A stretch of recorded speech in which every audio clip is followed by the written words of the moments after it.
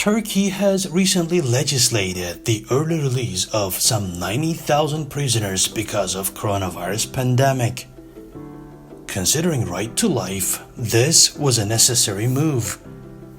The problem with that was the right to life was protected in a selective manner. The prisoners who committed crime against the state, a majority of whom are actually political opponents, were excluded from the bill. With the notorious anti-terror law of Turkey, everyone could be charged with terrorism and serve a lifetime in prison. In other words, most people imprisoned for terror charges are actually prisoners of conscience who should not be there in the first place. Anyway, realizing the risk of pandemic in prison, the Erdogan regime decided to release the criminals and keep the prisoners of conscience.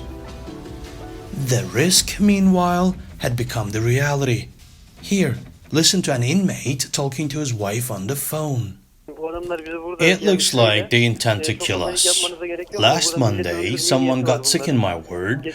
We pushed the emergency button. They came, just took his temperature and left. After 4 days, about 10 of us had got the disease already. Then a healthcare worker came at night and talked to us through the loophole. We said we were extremely weak and we were coughing all the time and we had all the other symptoms as well. We begged for a test, and you know what he said? He said the Ministry of Health has given instructions not to do any test.